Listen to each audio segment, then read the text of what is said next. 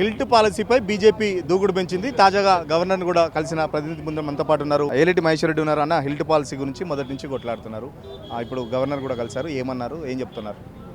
అంటే HILT Hyderabad industrial transformation policy మరి రాత్రికి రాత్రి ఒక చీకటి జీవో తీసుకొచ్చి దాదాపుగా 9,292 ఎకరాల భూమిని ఒకే సంతకంతో ఒకే రోజు మరి ఇదంతా కూడా కొంతమంది ఇండస్ట్రీస్లకు దారాదత్తం చేయడానికి ఈ పాలసీ తీసుకురావడం జరిగింది.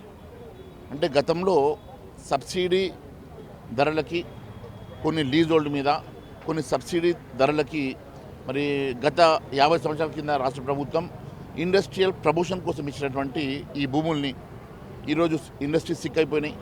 మరి ఇండస్ట్రీస్ నడవడం లేదు, కొన్ని నడుస్తూ ఉన్నాయి.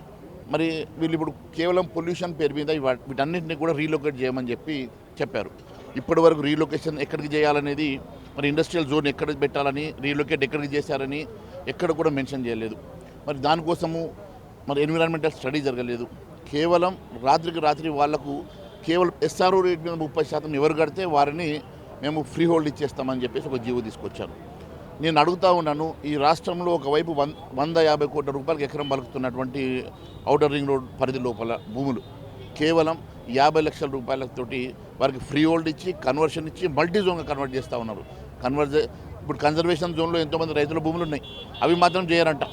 కానీ ఇండస్ట్రియల్ జోన్లో ఉన్నటువంటి ల్యాండ్ మాత్రం మల్టీ జోన్గా కన్వర్ట్ చేసేసి వేల కోట్ల రూపాయలు ఈరోజు మరి లక్షల కోట్ల రూపాయలు విలువైన భూములు కేవలం 6,30,000 కోట్ల రూపాయలు విలువైన భూములు కేవలం 5,000 కోట్ల రూపాయలకు, అంటే 50 లక్షలకు ఎకరం చొప్పున వాళ్ళకి ఫ్రీ హోల్డ్ ఇస్తూ ఉన్నారు, మల్టీ జోన్ కన్వర్షన్ ఇస్తూ ఉన్నారు.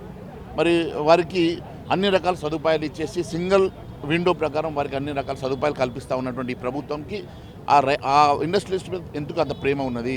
మరి దేనికోసం? మరి మొత్తం ఇండస్ట్రీస్ రీలొకేట్ చేస్తామని చెప్పడం లేదు, కేస్ టు కేస్ అంట. ఇప్పుడు కేస్ టు కేస్ ఇచ్చినప్పుడు మీరు అక్కడ ఏ బేసిస్ మీద ఇస్తూ ఉన్నారు? కేస్ టు కేస్ అంటే ఎవరు మిమ్మల్ని కలిసి ఎవరు మీకు లంచాలు ఇస్తే వాళ్ళకే ఇస్తారా? దేనికోసం అది? అంటే దీని మీద ఒక క్లారిటీ లేకుండా ప్రభుత్వం చెప్తున్నది ఏంటంటే ఇండస్ట్రీలకు తీసుకొని వాళ్ళు నడపలేని స్థితిలో కొందరు ఉన్నారు, లేకపోతే కొందరు మూసివేశారు, దానికి అలాంటి ఇండస్ట్రీని స్పెషలైజ్గా తీసుకొని వాళ్ళకు ఈ అకామిడేట్ చేస్తున్నామని చెప్పేసి చెప్తున్నారు ప్రభుత్వం. చూడండి, ఇండస్ట్రియల్ పర్పస్గా ఇచ్చినటువంటి భూముల్ని గతంలో మీరు తీసుకుంటే వారికి అనేకమైనటువంటి సబ్సిడీస్ ఇచ్చారు. ప్రొడక్షన్ చేస్తే GST సబ్సిడీలు ఇచ్చారు, అనేకమైనటువంటి సబ్సిడీ ల్యాండ్లో సబ్సిడీలు ఇచ్చారు, ఇండస్ట్రీ ప్రమోషన్కి సబ్సిడీస్ ఇచ్చారు, అనేకమైన సబ్సిడీలు ఇచ్చారు. ఈరోజు సిక్ అయినాయి. అయినప్పుడు వారికి ఆల్టర్నేటివ్ ఇండస్ట్రీ కట్టుకుంటా అంటే ఇంకొక ఆల్టర్నేటివ్ ల్యాండ్ని మీరు ఇవ్వాలి. ఆల్టర్నేటివ్ ల్యాండ్ ఇవ్వకుండా ఈ భూములు మరి లేకుంటే ప్రభుత్వం నడపనప్పుడు ప్రభుత్వం రిటర్న్ తీసేసుకొని లేకుంటే ఆక్షన్ చేసి వాటిని ఈ రాష్ట్ర ఖజానాకి నిధులు సమకూర్చాలి. ఈరోజు రాష్ట్రం లక్షల కోట్ల అప్పుల్లో ఉన్నది.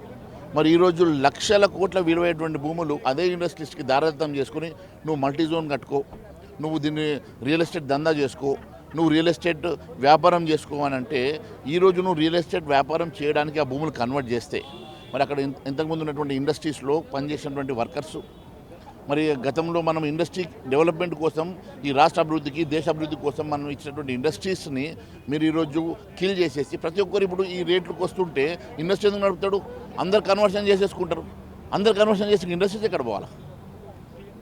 ఈ రకంగా వీళ్ళు ఒక మ్యానిపులేట్ చేసేసి ఈ రాష్ట్ర ఖజానాన్ని దోపిడీ చేస్తున్నట్టుగా స్పష్టమైంది. మూసి సుందరీకరణ చేస్తా అంటే 1,00,000 కోట్ల అవినీతి అంటున్నారు, హిల్ట్ పాలసీనేమో 5 లక్షల కోట్లు అంటున్నారని చెప్పేసి ప్రతిపక్షాలు అభివృద్ధిని అడ్డుకుంటున్నాయి, పసలేని ఆరోపణలు చేస్తున్నారని చెప్పేసి మంత్రులు చెప్తున్నారు. ఏం చెప్తారు వాళ్ళకి?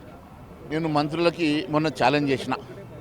మంత్రులకి నేను చాలా స్పష్టంగా, ఒకవేళ భారతీయ జనతా పార్టీకి స్పష్టత లేదు, జ్ఞానం లేదని చెప్పేసి మొన్న ఉత్తమ్ కుమార్ రెడ్డి అంటే మరి ఆయనకు ఏ పాటి జ్ఞానం ఉన్నదో రమ్మని చెప్పి ఛాలెంజ్ చేసి, ఒకవేళ నేను రుజువు చేయకుంటే రాజకీయ సన్యాసం తీసుకుంటాను ఛాలెంజ్ చేసి నేను అసెంబ్లీలో 4 గంటల సేపు కూర్చుంటే ఏ ఒక్క మంత్రి రాలే. ఎందుకంటే వారికి దీని మీద డిస్కస్ చేసేంత సత్తా లేదు. ఎందుకంటే తప్పు చేసినారు, విపరీతమైనటువంటి కుంభకోణం దీనిలో దాగి ఉన్నది, లక్షల కోట్ల రూపాయల అవినీతి దీనిలో దాగి ఉన్నది. కాబట్టి వాళ్ళకు మాట్లాడేటువంటి ధైర్యం లేదు. కాబట్టే వాళ్ళు ఈరోజు తప్పించుకునే ప్రయత్నం చేస్తూ ఉన్నారు. ఎట్లా ఉండబోతుంది ఫైనల్గా చెప్పండి? పోరాటం సంబంధించి 7th కూడా ఏదో కాల్ ఆఫ్ చేశారు కదా, సో డెఫినెట్గా ఈ పోరాటాన్ని ముందుకు తీసుకెళ్తాం. ఈ జీవో 27 విత్డ్రా వరకు భారతీయ జనతా పార్టీ పోరాటం చేస్తారు. బీఆర్ఎస్ కూడా ఇక్కడ ఒకటి ప్రధాన ఆరోపణ చేస్తుంది, బీజేపీ కాంగ్రెస్ రెండు ఒకటే. ఇంత జరుగుతున్న గతంలో ఎలక్షన్స్ అప్పుడు కూడా RR ట్యాక్స్ గురించి మాట్లాడిన ప్రధాని మోడీ ఇప్పుడు అసలు మాట్లాడట్లేదు, అసలు బీజేపీ కూడా ఎక్కువ యాక్టివ్ రోల్ తీసుకోవట్లేదు అని చెప్పి చెప్తున్న పరిస్థితి. భారతీయ జనతా పార్టీ నిరంతరం పోరాటం చేస్తూ ఉన్నది. భారతీయ జనతా పార్టీ ఎన్ని రకాలుగా మీరు చూస్తూ ఉన్నారు. గత వారం రోజుల నుంచి భారతీయ జనతా పార్టీ అనేకంగా ఈ హిల్ట్ విషయంలో కానీ, లేకుంటే ఈ మున్సిపల్ విలీనంలో కానీ, మన ఎలక్ట్రిసిటీ పవర్ కుంభకోణంలో కానీ అనేక సార్లు మేము మాట్లాడుతూ ఉన్నా. వారికి దున్నపోతు మీద వానపడ్డట్టే ఉన్నది. ఈ రాష్ట్ర ప్రభుత్వం ఖచ్చితంగా మేము ప్రజల్లోకి వెళ్తాం, ప్రజా ఉద్యమాన్ని ముందుకు తీసుకెళ్తాం. Thank you. ఖచ్చితంగా హిల్ట్ పాలసీ ద్వారా దాదాపు 5 లక్షల కోట్ల కుంభకోణానికి రేవంత్ రెడ్డి తెగబడ్డాడని చెప్పేసి చెప్తున్న పరిస్థితి.